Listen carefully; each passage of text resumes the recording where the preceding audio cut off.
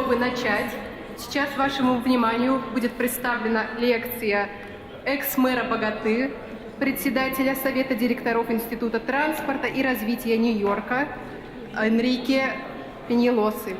Презентация будет называться «Демократия, мобильность и качество жизни в городах». Пожалуйста, приветствуйте Энрике.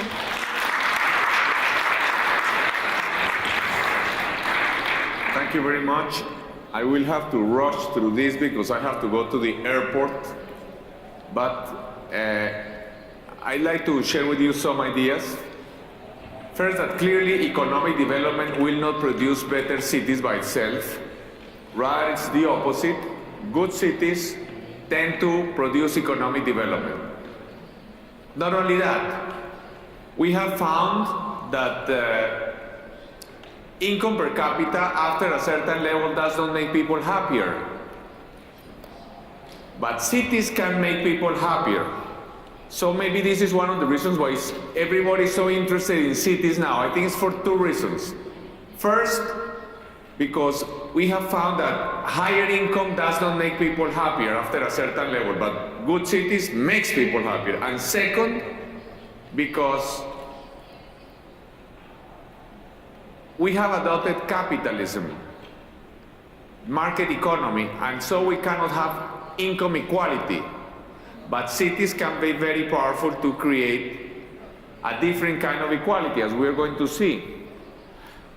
Since communism failed, can we forget about equality? I don't think so, because we have been trying to have equality for more than 2,000 years. Over the last 300 years, hundreds of millions of people died for equality. But since we cannot have income equality, what kind of equality can we have today? I will propose that we can have two kinds of equality which cities can contribute to create. First, we can have equality of quality of life. That all children should have access to green spaces, to swimming pools, to sports facilities, to music lessons. That's possible. And democracy, democratic equality. If we have all citizens equal, every constitution says that all citizens are equal before the law.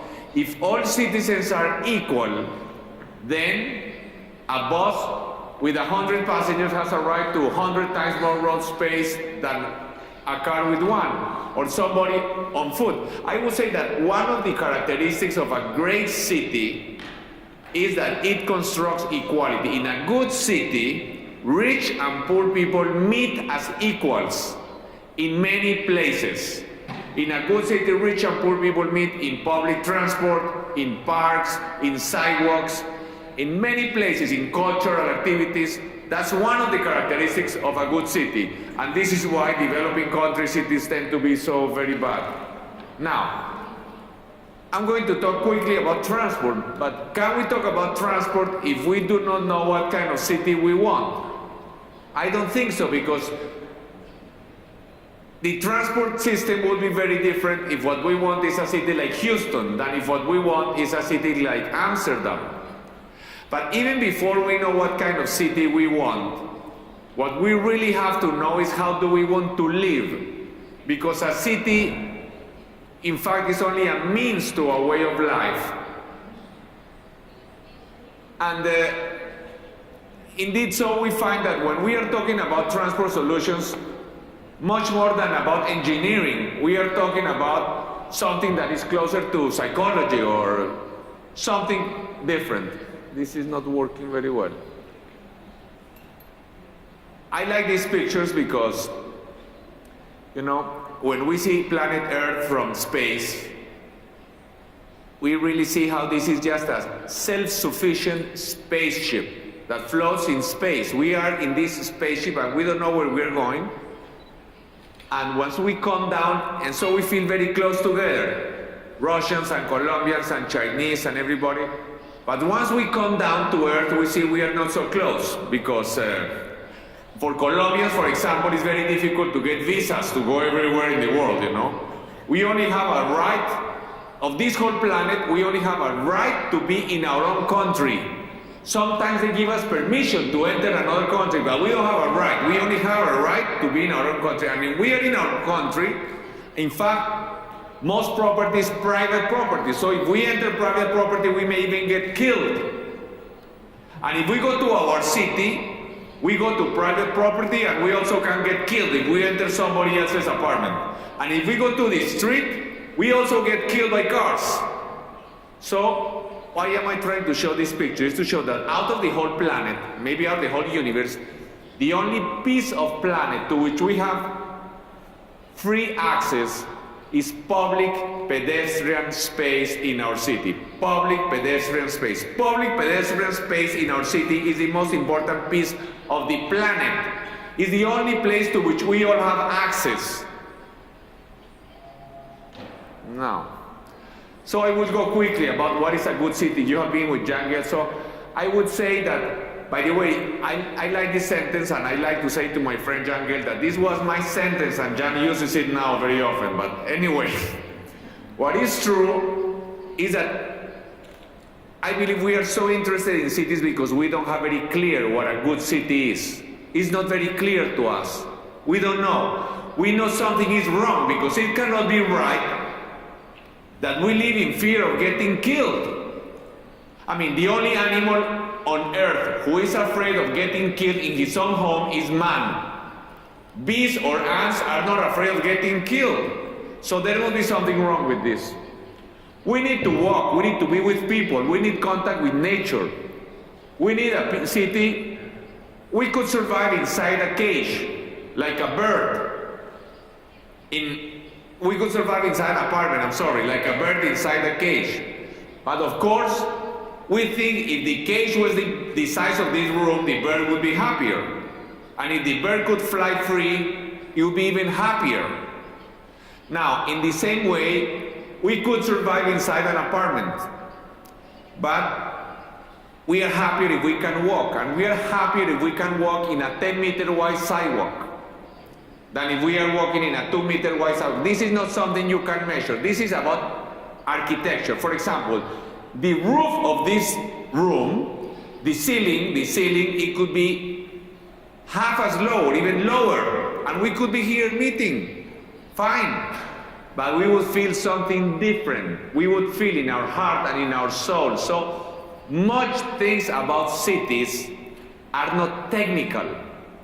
It's not like an engineer can tell us what is right or is wrong. It's something that we feel in our heart. So again, I cannot prove to you that a big sidewalk is good. It's something that you feel. There is no specialist that will tell you how big they should be. So good sidewalks, good places for walking. A good city is a place where people like to be outside, in public space. A place where we have contact with nature. A place where vulnerable citizens, such as children or the elderly, are happy. A good place. If we have many children by themselves, outside, if we have many elderly, if they can move around, then it's a good place for everybody. But when we tell today a 3-year-old child, watch out, a car, any child anywhere in the world, they will jump in fright. And with a good reason, because tens of thousands of children all around the world are killed by cars every year. But what is shocking is that we are used to this. We think this is normal. We think this is progress. Do we think this is normal? After we have had cities for 8,000 years. And for 8,000 years, any child could go out and walk without any fear. It's only in the last 80 years that something has changed. You know, for example, in Tokyo, Middle Ages, a child could go out without any fear. I mean, we had cities until very recently. And we must remember that cities without cars were very advanced. I mean, Beethoven had composed his music more than 100 years before cars appeared. I mean, there was science, there was art, there was music. It's not like we need cars for civilization to exist. See, people could walk around in cities, like in Paris, almost 1900. Very advanced cities, very sophisticated cities. It's not like before cars, cities where we lived in caves, no. New York, 1905. or even Moscow. Now, I think the 20th century will be remembered as a disaster in urban history because we made cities for cars, not for people. I mean, I would say that in 200 years people will say, how could people live in those horrible 2013 cities? How could they live in? Like the way we say London in 1800 was horrible today, but actually in 1800 London was the most admired city in the world. Even though now we see it as a polluted and it smelled very bad, it had no sewage. I mean, now. But let's look at this. This is something very impressive. In 1900, nobody was killed by cars in the United States. Only 20 years later, more than 200,000 people were killed by cars. 200,000. Only in 1925, 7,000 children were killed by cars. So I think something had completely changed. And I think this is the essence of this issue. We should have done cities which were completely different. I believe that after cars appeared, we should have made cities where half the streets were only for pedestrians and bicycles, half for cars. We should have done something different, but no. We continue to do cities as if nothing had happened. We just made bigger roads, bigger streets, and that's it. But I think what we have is completely wrong. But the problem is that we are so used to this that we think this is normal. I think we have done some horrible human environments.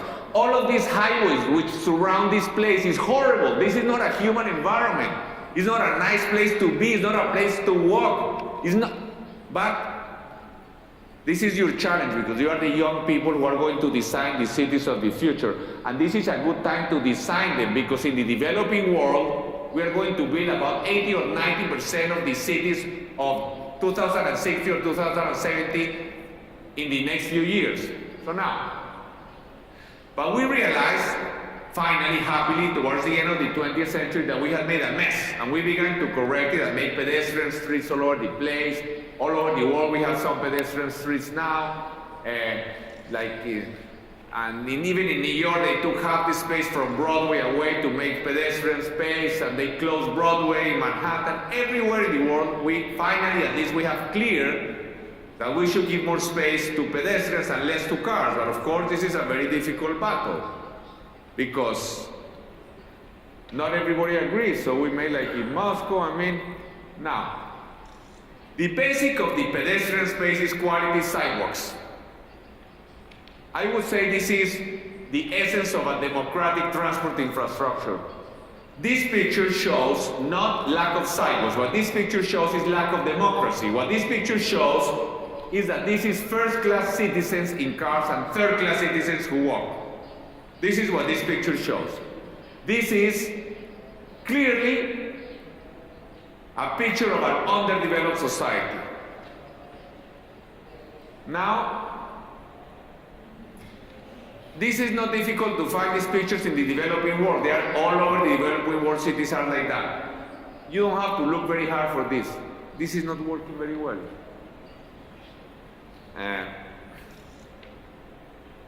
Anyway, see, they made this horrible flyover, which is useless, and they forget to build sidewalks. Not even children are more important than cars. I would say that in terms of infrastructure, what makes a difference between advanced cities and backward cities is not highways, it is not subways, it's quality sidewalks, footpaths.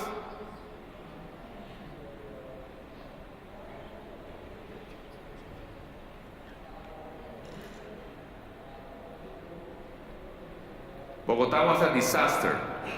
And I will tell you some of my personal stories to make this story more real. When I became mayor, you could not walk in Bogota. There was somebody on a wheelchair could not go from one corner to the other in any street in Bogota. So I had a war to get cars out of sidewalks. I had my hair black like you before this. A very difficult battle.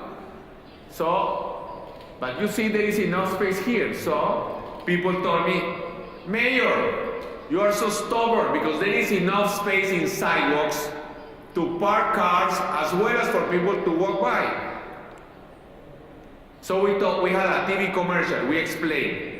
We tend to think that sidewalks are relatives of streets because they live next to each other, but actually sidewalks are not for going from one place to another. You can use them for that, but actually sidewalks are for talking, for doing business, sidewalks are for playing, sidewalks are for kissing. Sidewalks really are relatives of parks or plazas, much more than they are relatives of streets.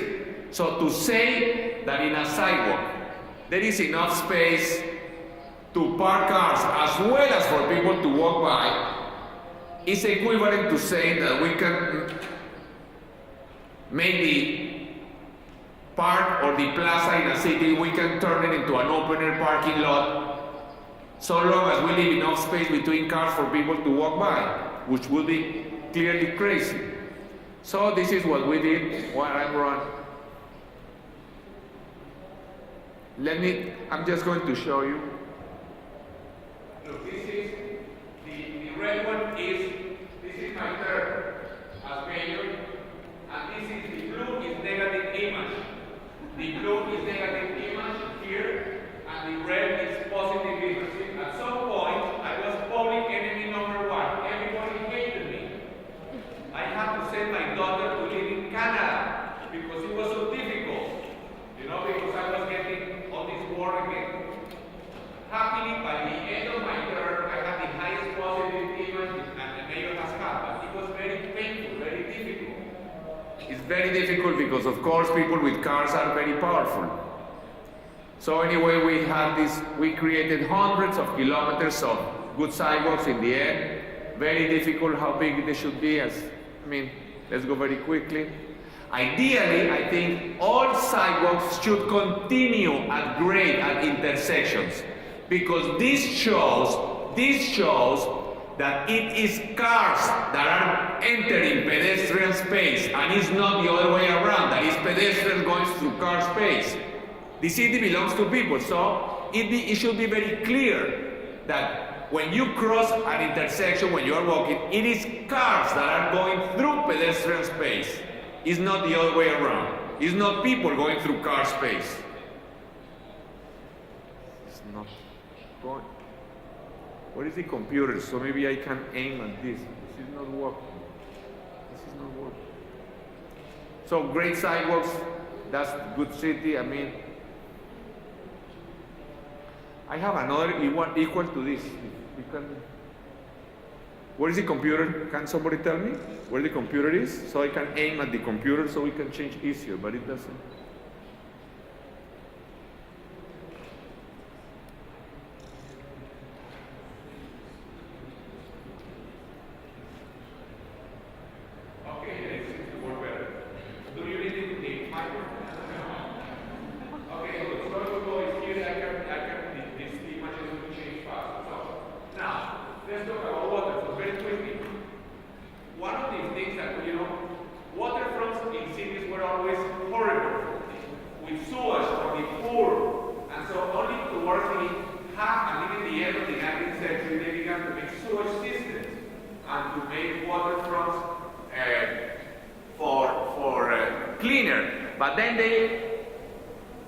To put trains sometimes, and then later roads.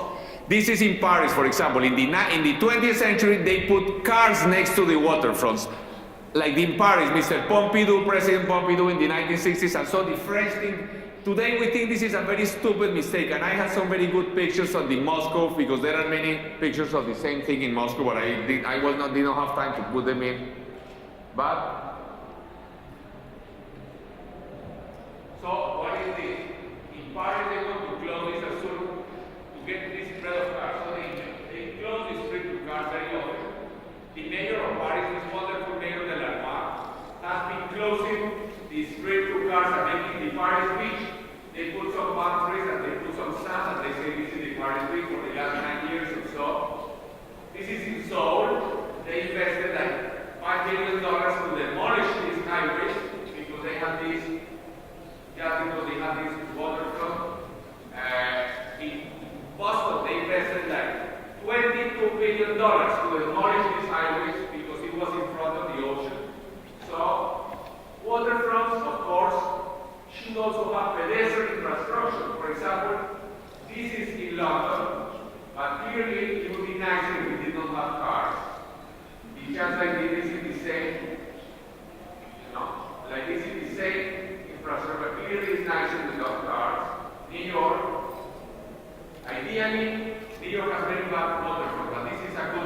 have buildings, the pedestrian space, and the car behind. Buildings, the pedestrian space. So, there was a road here in San Sebastian, and they got rid of the road, no cars, only pedestrians. In Bogota, we do not have a river or an ocean, nothing, just a little drainage canals, you know. But even though people like to be next to our road, this is our waterfront, you know. Not exactly Venice, you know. But even then, water is magic, it's amazing. So what you could do with the river in Moscow, or so this is what it is very poor neighborhoods in the drainage canals, and people love to be there, you know. So water is magic, even like this. Now, Sorry. great, thank you. When shopping malls replace public space as a meeting place for people, I think this is a symptom that a city is sick. You know, because clearly, you know, shopping malls, they are not very democratic. Of course, they don't let you do politics in shopping malls. I, as a politician, I have been kicked out of shopping malls many times. They take me out, you know, because sometimes I'm just giving papers and they kick me out because this is not a public space. Never you have a revolution starting a shopping mall. Revolutions start in plazas or in parks, never in a shopping mall. But, you know, with globalization, all shops are the same all over the world. So if you go to a shopping mall in Moscow or in Miami or in Bogota, the shops are the same. And besides, the temperature in shopping malls is kept the same. You don't know if you are in the tropics or if you are in Omsk, the temperature is the same.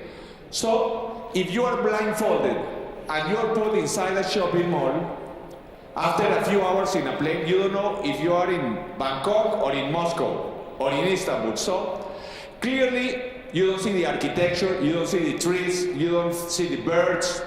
So, but why do shopping malls have success? Because why do people like to go to the shopping malls? It's because they have great pedestrian quality. So I think shopping malls do some damage to cities, but mostly shopping malls are the cause of cities which do not work well. So, I have to run. But this is not working here again. Now, clearly, this is not a very good thing, you know. The car, you know. But I want to make a difference between one thing is a shopping mall and another thing is a big shop. To a big shop like IKEA, people go to buy things, it's different. But to shopping mall, people go to spend the afternoon, to walk around with a wheelchair. But cities must learn from shopping malls in order to compete with them. The pedestrian quality of sidewalks should be similar to the pedestrian quality of shopping malls. The shopping malls are not the cause of bad cities. Shopping malls are the consequence of bad cities. It's very important to know that. So we should learn, cities should learn from malls in order to compete with them and hopefully drive them to extinction. Now, public space, income inequality is not felt during wartime. A very poor person and the president of the company are more or less equally happy during wartime. When you feel the difference is during the leisure time. Because the president of the company or the lowest person in the company, they're equally happy more or less when they go to work. It's when they go into a leisure time. The president goes to a big house, to gardens, to country clubs, to vacations, to restaurants. So I would say the least of the list that a good city should provide the poor people is quality pedestrian space. Quality sidewalks, quality parks, quality. Public space is also very interesting because, you know, if you buy anything in the shop, if you buy a car or if you buy a shirt, a few months later it doesn't give you so much pleasure. But public space is like a magical good. It's the only good that I know of that you can, if you have a wonderful park in front of your house or a plaza, you can walk, or if you walk by a plaza on your way to work, you can go by every day of your life, 10 times a day. You can look at it 100 times, and it never diminishes the capacity to produce pleasure. It's like a magical good. But developing countries, you know, if I don't clean the river today, I can clean the river in 50 years. If I don't build a police station today, I can build the police station in 50 years. But if I don't save land for parks today, in developing countries, it is very difficult to demolish cities later. For example, I was just in India last week. Indian cities such as Chennai today are much richer than New York was in 1860. Much richer. When New York created Central Park. But Indian cities don't do anything similar to Central Park. And later in 200 years or in 100 years or in 50 years, it's very difficult to demolish 200 hectares of a city in order to create a park. You can do other things, but you cannot create parks if you do not save the land from the start. So, I thought this was the computer, so I was getting close to this, but that's not the computer either. No. Let's go quickly. Bicycling. Does anybody know where the computer is? Is there? Okay. Bicycling, I would say, is almost a more efficient way of walking. So, a good city should be wonderful for, I would say, before anything else, a great city is one great for walking. We are pedestrians. We are animals who walk. Just like fish need to swim, or birds need to fly, or deer need to run, we need to walk, or to ride a bicycle, which is... So, before anything else, a great city should be a place where it's not safe to walk, not safe to ride a bicycle, where it should be a pleasure to walk or a pleasure to ride a bicycle.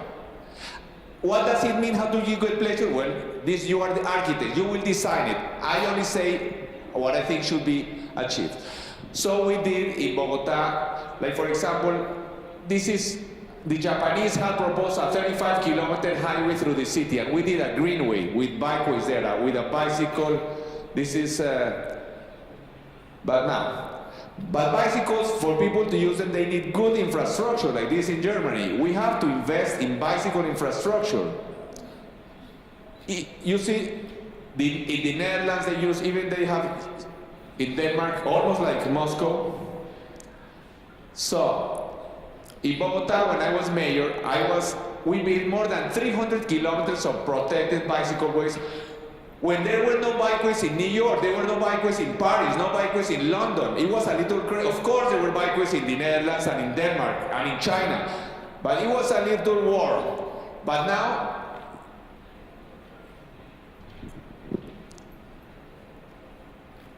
now today, we have very little people use bicycles in Bogota still, about 6%, but we went from 0 to 6%. So it's more than 500,000 people a day. And I think we have to go much farther, but I would say that in most countries, especially in developing countries, a protected bikeway is half useful because it protects the cyclist, and the other half is because it increases the social status of the cyclist, because people are ashamed to use bicycles, because it's like saying you are the poorest of the poor. So a very high quality bikeway, what it says is that a citizen on a $30 bicycle is equally important to one on a $30,000 car. But even for rich people, for powerful people, when you create great bikeways, they are less ashamed of using bikeways. In developing countries, they are a little ashamed of. But what is this story? Let's go quickly anyway. Good infrastructure. But another question. I think today we all agree that a sidewalk, to have good sidewalk, is a right in a civilized country if somebody is hit by a car in a place where there is not a sidewalk, they will sue government and probably will get millions of dollars from government because you have the right to have the sidewalk. Huh? Everybody agrees with this today. The question is, are protected bicycle ways a right, or are they just a cute architectural feature? I would say, just as sidewalks are, protected bikeways are a right, unless we believe that only those with a motor vehicle have a right to safe mobility without the risk of getting killed, which would not be very democratic. So, there is something very interesting in Bogota, and I want to make clear, I did not do this. This was from before. It's not me from before. Every Sunday we close 120, Bogota has 8 million inhabitants, by the way. We close 120 kilometers of main arteries, and we get 1.5 million people. It is a beautiful ritual. It's like people reconquering the city for themselves. Besides, in life, in life it's always very much fun to do what you are not allowed to do, in general. We always think the most fun things to do is the things we are not allowed to do. And since you are a little child, they tell you, don't go into the street, don't go into the street, and all of a sudden you are there in this space. So it's like, but it's a beautiful ritual, and we get a lot of people. When I was mayor, we held a referendum, and we asked people if they wanted to have we asked them if they wanted to have no cars during peak hours every day, beginning the year 2015. And there was a huge campaign by some businessmen against us, not to ask people to vote no, because they knew they were going to lose. They asked people not to vote, because in this way, we would not reach the 33.3% threshold, which was required. So we missed by 1 per 1,000, but this got approved. So every year in Bogota, we have a car-free day, no cars. No cars, and everybody has to go by bicycle or by walking or by transport, by public transport. And the city works fine. 99.9% of the people go to work without cars. So it's an interesting exercise every year. And since it was approved through a referendum, not even the president, not Congress can change it. The only way to change this around, it would be another referendum. Now, transport, I have to go very quickly, but transport is very peculiar in developing countries because it's the only problem, different from health or education, which tends to get better as we get richer. Transport gets worse as society gets richer. So, what we have to understand is that big roads do not solve traffic. In the United States, for the last 40 years, they have very sophisticated studies. Every year, traffic gets worse and worse and worse. Commuting times get longer. They're very complete studies. Why? It's very important to understand why highways do not solve traffic. Because what creates traffic is not the number of cars, it's the number of trips and the length of trips. For example, 10 cars doing 10 miles each. This is wrong. It's miles and miles. I changed one but not the other, but anyway. 10 cars doing 10 cars doing 1 kilometer each create the same traffic as 1 car doing 10 kilometers. We agree, it's very obvious. So when you make bigger roads, people tend to make longer trips to go work farther, live farther, make more trips. So this is why never. Here in Moscow, they want to make more and more roads. Fine, do all the roads you want. And of course, some big roads are necessary. But do not dream that you're going to solve traffic jam. Now, highways, urban highways. Urban highways are like poisonous rivers.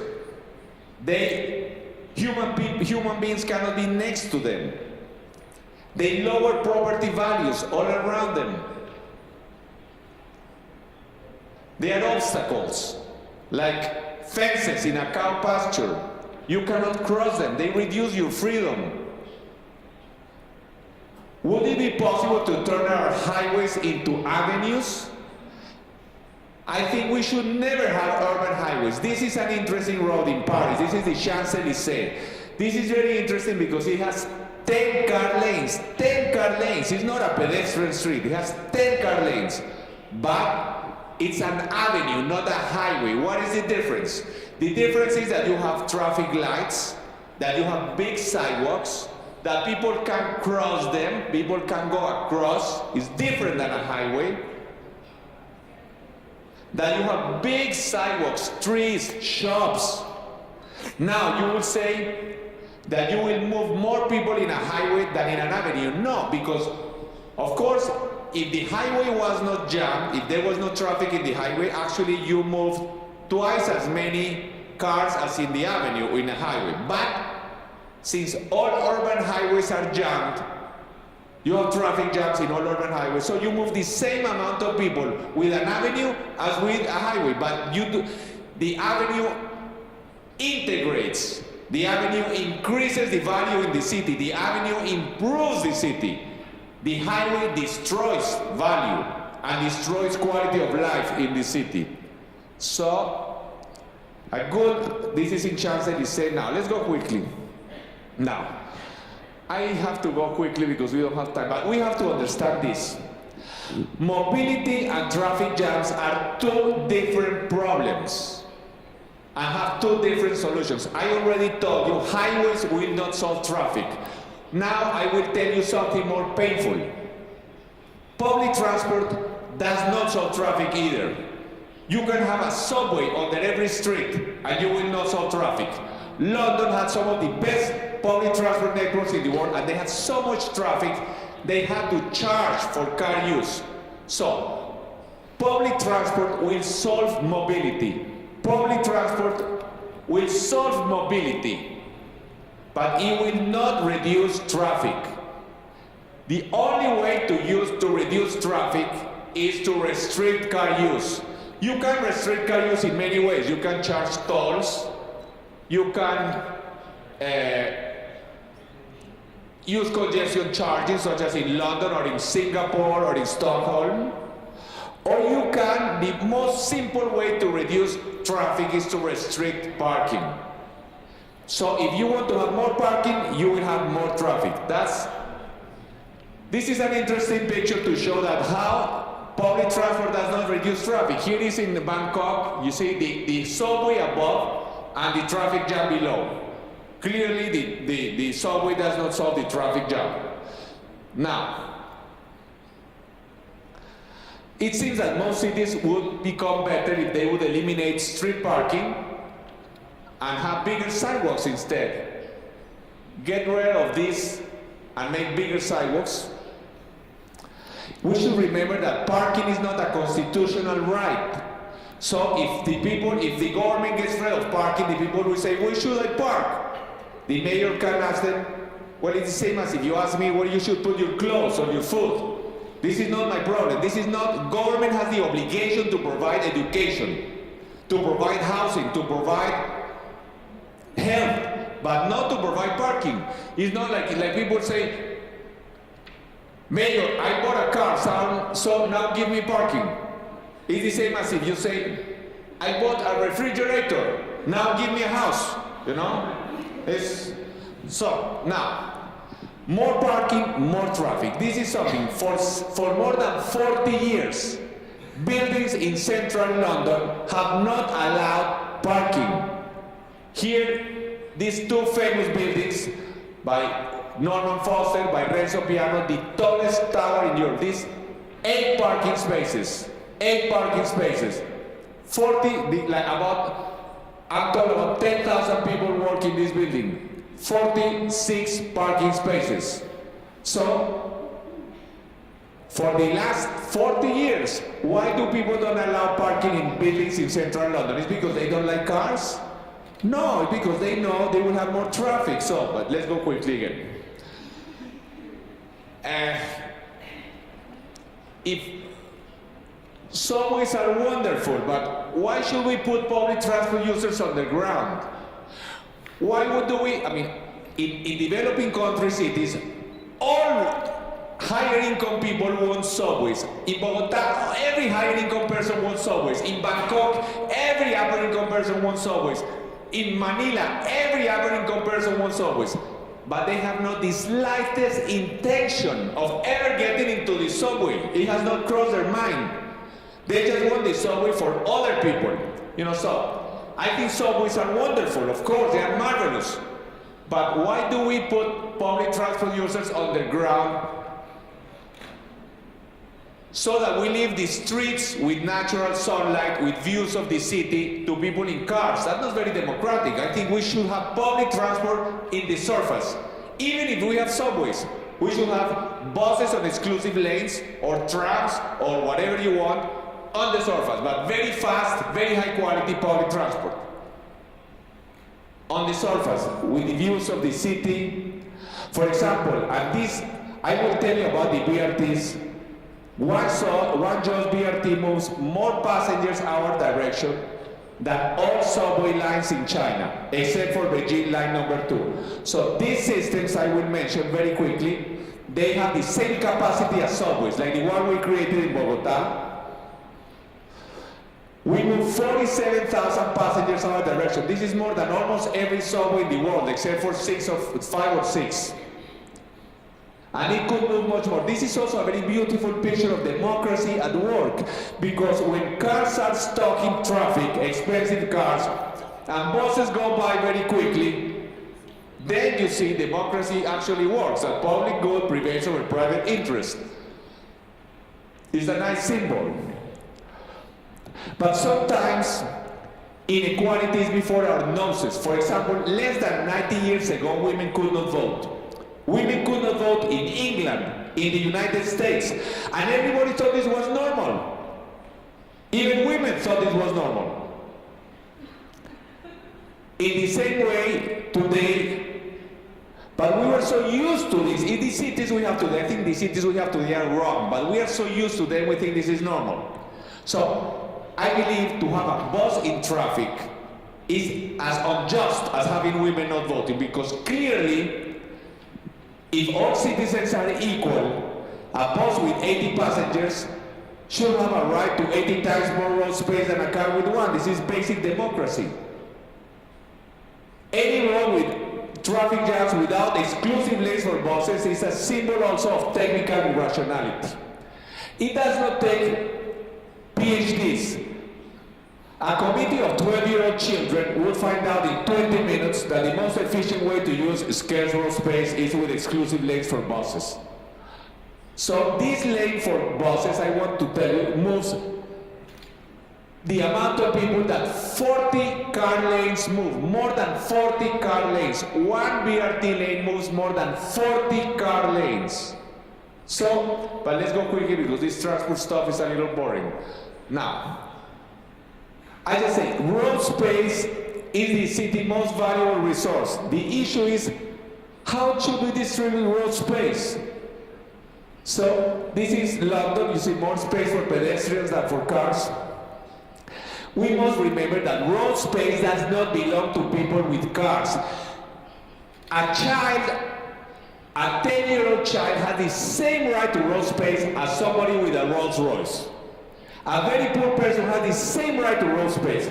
So, how to distribute road space is not a technical issue, and it's not a legal issue. It's a political and ideological issue. I would say is maybe the most important issue related urban issues, the most important ideological and political urban issue is how to distribute road space. And I like to tell you this is not technical. If there was more road space for cars in London or in Paris, there would be more cars. If there was less space for cars, there would be less cars. So, let's have clear that this is an ideological and political issue. How does each society solve it? Well, they can make the street only for cars without sidewalks or only for pedestrians without cars. But this is not something, I just like to emphasize, this is not legal or technical. It's not like the mayor can call some traffic engineer and tell him, how should we do this through this space? This is not a technical issue. Let's go quickly. Now, I want to propose to you a new city for transport. When you go to as consultants to India or to Africa, or even in Latin American cities going to grow very much, why not do something completely different? Hundreds hundreds of kilometers of roads only for buses. You know, this actually is a picture in Bogota. When we were doing our bus system, some people told us, oh, the road is very, very narrow. We cannot put the BRT there. So we said, you are very right. The road is very narrow. But since we are in a democracy, we cannot put cars there. So cars out, but I am talking of something different. Imagine in the future, you are going to be designing a new city. Why not put in the city from the start hundreds of kilometers of roads only for buses from the start? It will be a fantastic public transport system that will work at very low cost. You could have underpasses at the intersections. You know, something which doesn't yet exist. Just buses and bicycles and hundreds of kilometers.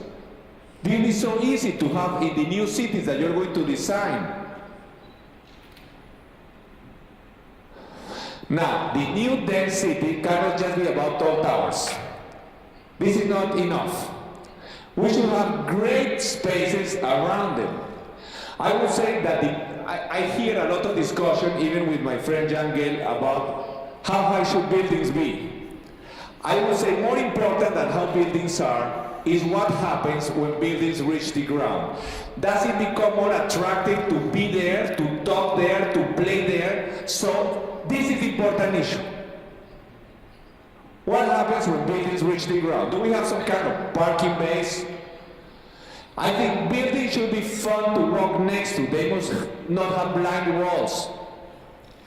This is a very famous architect. I would not say who it is, but it's not a fun thing to walk because it's a blind wall. You know, it's not fun to walk there. You know, it's much better like this, to walk next to windows when you see. So is this building 50-story high or 3-story high? Who cares? The important thing is that it's fun. It has windows, it has shops, you know.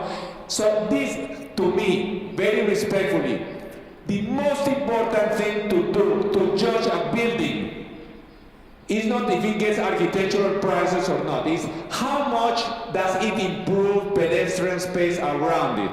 This is the most important thing to judge a new building. Does it make it fun to be there? Now, for example, there is a lot of discussion here about the periphery in Moscow. And I have heard over the last 2 days that the big issue with the periphery is that they have no public transport. Of course, the periphery in Moscow or in Stockholm or in Prague, it would be paradise for the poor people in Bogota, you know. And I think the problem is not just public transport, that's part of the problem. What is the problem? The problem is if you go in downtown Moscow and you go walk around a block, it's a pleasure.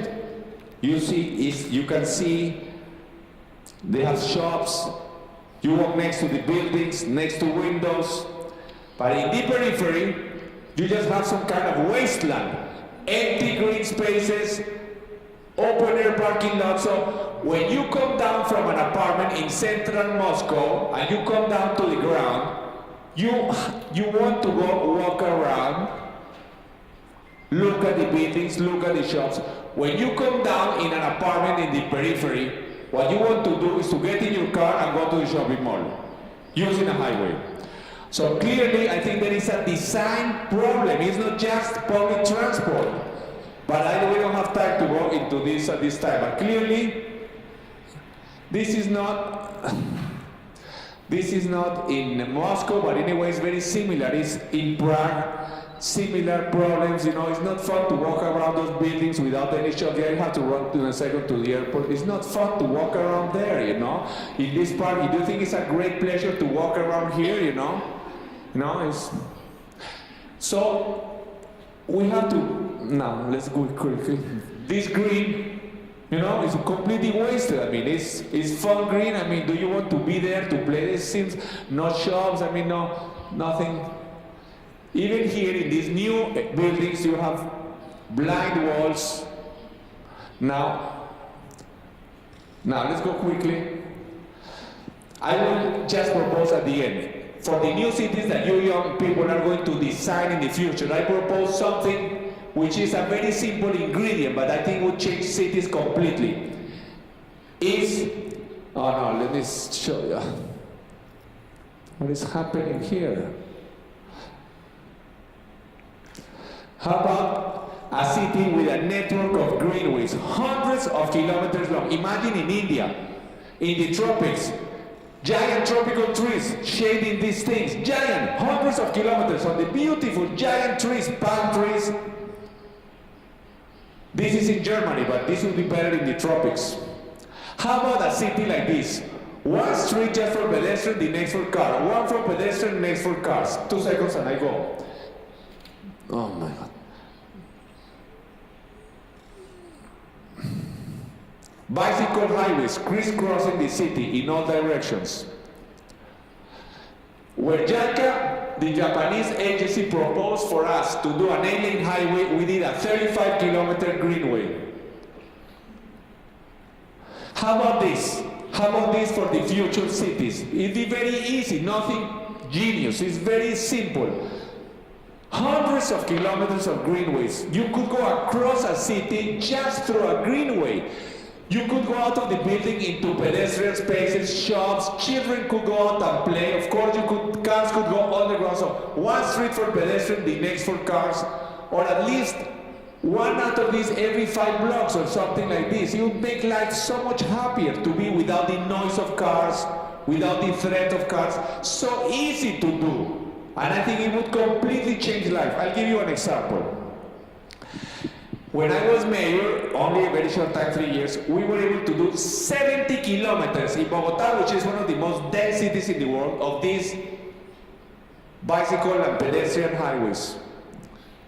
This is crazy. I think it needs a battery or something. But anyway, see, we made community centers, indoor swimming pools, because Bogota is very cool, it's very high up in the mountains. Schools, parks, and then the pedestrian street. We made 70 kilometers in the areas of the city, mostly in the areas where the city was growing. Look, even a fancy street, look what you can do in the new area of the city, and then the city arrives after. See? But of course it could be 1,000 times better. I was only there for 3 years, because you would have many of these, many. In some of the very poor areas.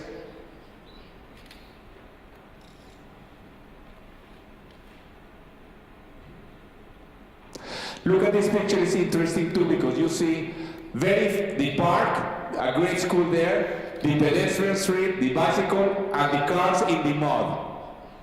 First the pedestrian and later the cars. I would love to pave the street for cars too, but we are constructing equality, increasing human dignity.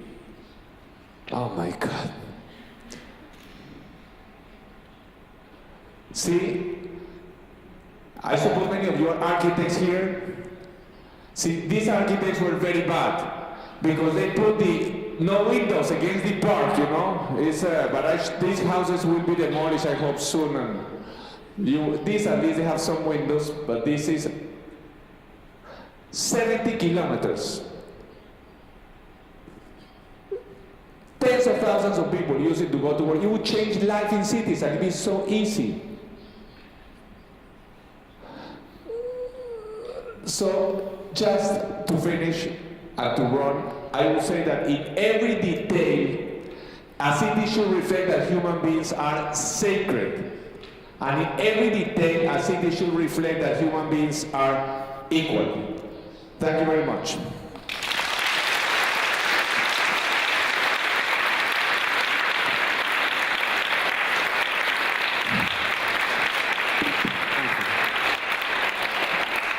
Mr. Enrique, are you going to speak now? He's 10,000 times more better than I am, and I love him. Wonderful man. You're gonna have a great time.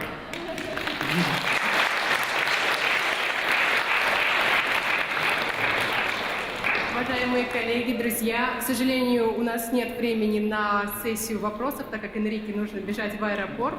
Однако давайте еще раз поблагодарим его.